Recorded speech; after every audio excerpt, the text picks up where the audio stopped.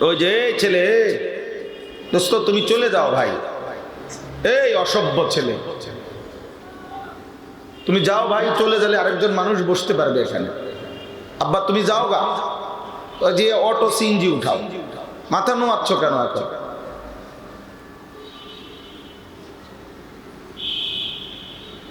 মনে করছে এখন মাথা নোয়াইলেই শেষ।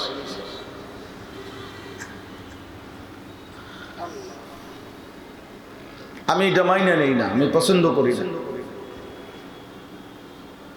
এটাই সাংঘাতিক বেয়াদবি যে নিষেধ করা হইল এরপরেও সে নিজে নিজেই এক নজর দেখবেন।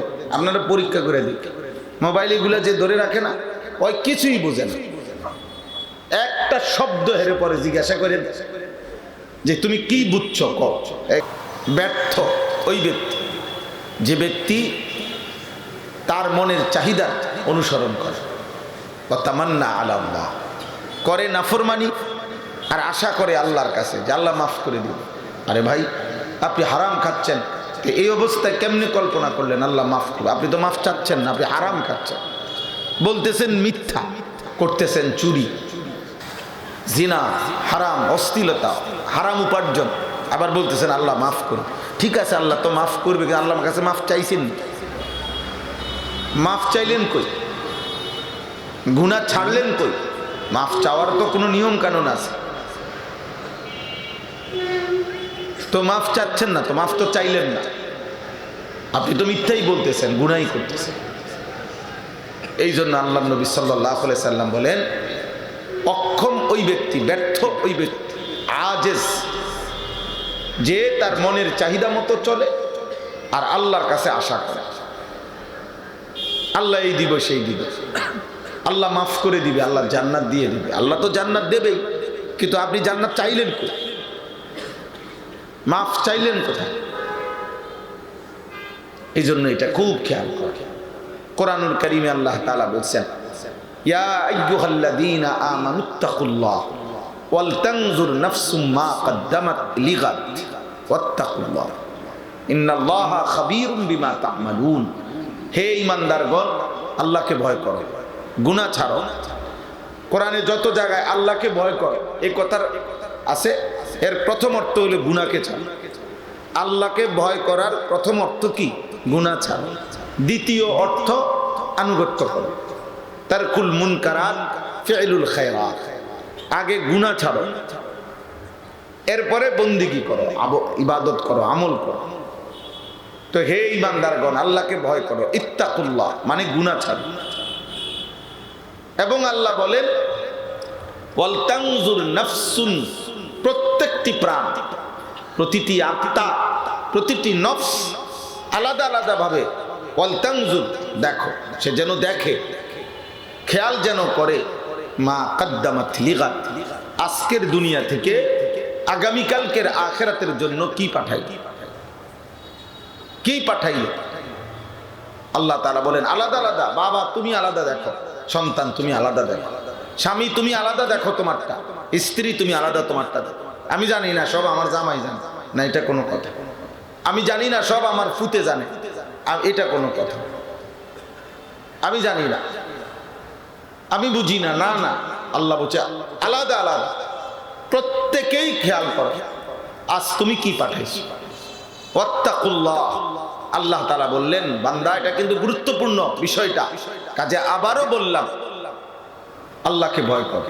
কোরআনুল কারীমের এই একটি আয়াত, যে আয়াতে এই একটি কথা বলার জন্য ডানে বামে দুই পাশে দুইবার আল্লাহ বলছেন ইত্তাকুল্লাহ, আল্লাহকে ভয় করো। মাঝের কথাটার গুরুত্বের জন্য, মাঝের কথাটা কি, যে প্রত্যেকেই লক্ষ্য করো, হিসাব করো আজ তুমি আখিরাতের জন্য কি পাঠাইছো।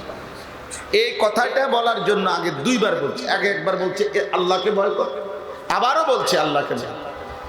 বিষয়টা গুরুত্বপূর্ণ বান্দা দোস্ত। এই জন্য খামখেয়ালি না, কারো জনপ্রিয়তা দিয়া কারো কিচ্ছু আসে যায়। আমাকে এক কোটি মানুষও যদি চিনে, তা আমার কবরের আযাব মাফ তো তাহলে আমি এটা দিয়ে কি করব? আমি এই ব্যাপক জনপ্রিয়তা দিয়া কি করব? আমি তো ইলেকশনে কোনো প্রার্থী না, আমার কোনো মার্কাও নাই, কোনো মার্কার পক্ষে আমি প্রচারণাও করি, আমি এগুলো বুঝি কম। তাহলে অতএব কারো জনপ্রিয়তা দিয়া কারো কিচ্ছু আসে যায় না, আপনাদেরও না আমারও না। ঈমান আমলের ভিত্তিতে আপনাদেরও না যাক আমারও না যাক। জাযাআন বিমা কানু ইয়ামালুন, কোরআনুল কারীমে আছে আল্লাহ তাআলা বলছেন বান্দাকে যখন জান্নাত দিবে, জান্নাতের নিয়ামত দেবে, তো আল্লাহ বলবে এটা তোমার সারা জিন্দেগীর আমলের বিনিময়। জাযাআন বিমা কানু ইয়ামালুন, বান্দা এ তোমার আমলের বিনিময়, এ তোমার চোখের পানির বিনিময়, এ তোমার মেহনতের বিনিময়। তাহলে ভাই শুরুতে আমি এটা বলে নিলাম, এই মূল কথা প্রথমে এটা, ওয়ালতানজুর নাফসু, প্রত্যেকেই আলাদা হিসাব করে। ছেলেরা আজকে তোমরা অনেক ছেলে নওজোয়ান কোনোভাবেই ভাবতেছ না, নিজের মতো করে চুল, চেহারা, লিবাস, পোশাক, আচরণ, উচ্চারণ, পছন্দ অপছন্দ, নিজেদের আবেগ, অনুভূতি, ভালোবাসা, ইচ্ছা, আকাঙ্ক্ষা, প্ল্যান, প্রোগ্রাম, পরিকল্পনা, রাত দিন সময়ের এই লম্বা হায়াত ঘন্টার পর ঘন্টা মন মতো শেষ করতেছ। কি করছো নিজেই জানো। আরে ভাই কমপক্ষে নিজের সাথে নিজে মিলাও হিসাব।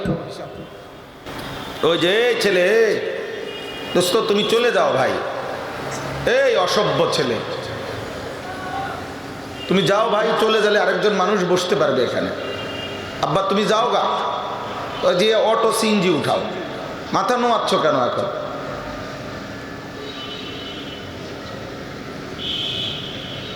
এই মনে করছে এখন মাথা নোয়াইলেই শেষ।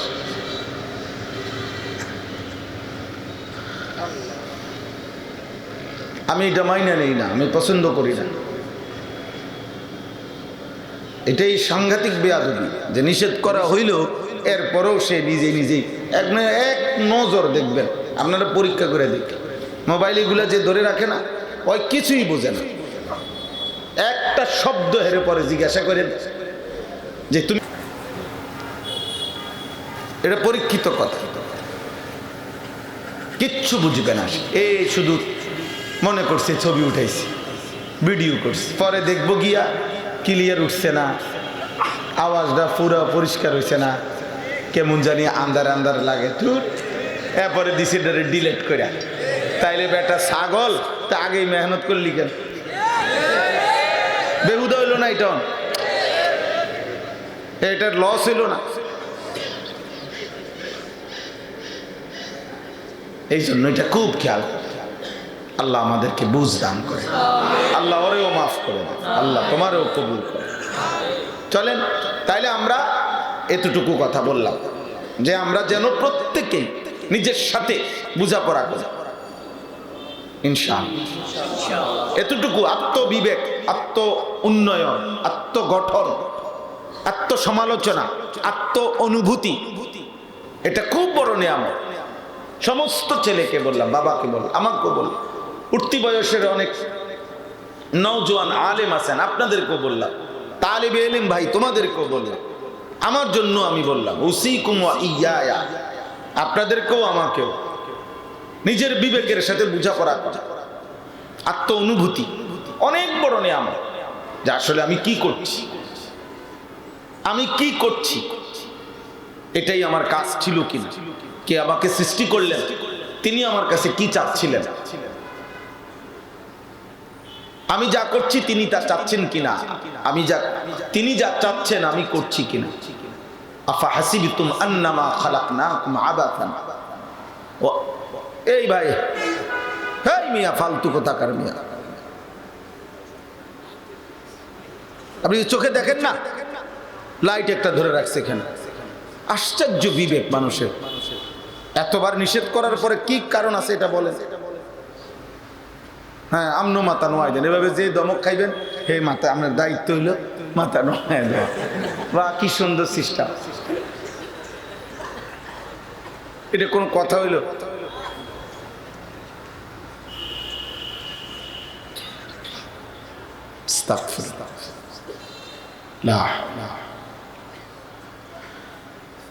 কি জানি ভুলে গেছি আমি। জি আফা হাসিবতুম আন্নামা খালাকনাকুম আবাথান ওয়া আন্নাকুম ইলাইনা লা তুরজাউন। আল্লাহ তাআলা মহব্বতের সাথে আমাদেরকে বলছে, বান্দা তোমরা কি ভেবেছো আমি তোমাদেরকে অনর্থক সৃষ্টি করেছি? এতটা কষ্ট করলাম, আমাদের অস্তিত্ব মাটির মধ্যে ছিল, আমরা জানতাম না কতদিন থেকে কত বছর মাটির অস্তিত্বে আল্লাহ তাআলা আমাদের জন্য রেখেছেন আমাদেরকে। আল্লাহ তাআলা বলেন সেখান থেকে একদিন নির্দিষ্ট পরিমাণ খাবার উৎপাদন করে তোমার বাবার লোকমা পৌঁছাইছিলাম, সেখানে তুমি ছিলে। সেখান থেকে তোমার বাবার বীর্যের ফোঁটা তৈরি হয়েছে, সেখানে তুমি ছিলে। একদিন নির্দিষ্ট সময়ে তোমার মায়ের জরায়ুর মধ্যে বীর্যের ফোঁটা আমি পৌঁছাইছি, সেখানে তুমি ছিলে। এরপরে সেই ফোঁটা বীর্যকে আমি আল্লাহ জমাট রক্ত বানাইছি, জমাট রক্তকে গোশতের টুকরা বানাইছি, গোশতের টুকরাটাকে হাড্ডির একটা খাঁচা কঙ্কাল বানাইছি। হাড্ডির সেই খাঁচাটার উপরে প্রয়োজন পরিমাণ গোশত দিয়ে নাক চোখ কান হাত পাও লাগায়া একটা সুন্দর দেহের আকৃতি দিয়েছি। এরপরে একটা নির্দিষ্ট সময়ে রূহ ফুঁকে দিয়ে তোমার মায়ের পেট থেকে আমি বের করেছি।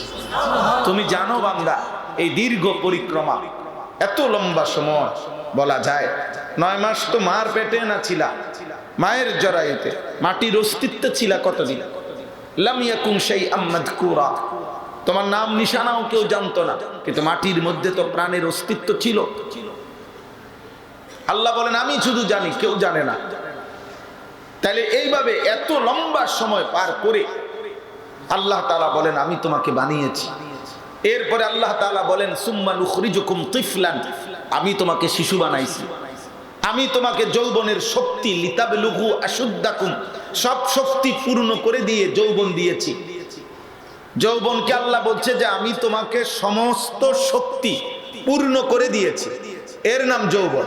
যৌবন মানে শুধু হাত শক্ত হয়েছে এটা না, চোখ নাক কান দিল দিমাগ হাত পাও ব্রেন লজ্জাস্থান শরীরের সমস্ত অঙ্গের পূর্ণ শক্তি যেটাকে বলে। একজন মানুষের শরীরে যেটুকু পূর্ণ শক্তি থাকে আল্লাহ বলে সেটা পূর্ণ সবটা অঙ্গে আমি দিয়েছি, ফলে সেটার নাম হয়েছে যৌবন। সেটা আমি করেছি, আমি করেছি। অতঃপর একটি নির্দিষ্ট সময়ে আমি আল্লাহই আবার তোমাকে বৃদ্ধ এবং দুর্বল বানিয়ে দিয়েছি। তো এই সব কিছু আমি করলাম এমনি এমনি আবাথান, বেহুদা। খাইবা ঘুমাইবা পেশাব করবা, লজ্জাস্থানের চাহিদা পূরণ করবা, জিনা করবা, ব্যভিচার করবা, মদ খাইবা, জুয়া খেলবা, নারী দেখবা, উলঙ্গ ছবি দেখবা, সুদ খাইবা, কিস্তি নেবা, গালি দেবা, চা দোকানে আড্ডা দিবা, বিড়ি খাইবা, সিগারেট খাইবা। কি হালাল কি হারাম, কি পাক কোনটা না পাক কিচ্ছু ভাববা না, এমনি এমনি। আহাসিবান নাসু আন ইউতরাকু আন ইয়াকুলু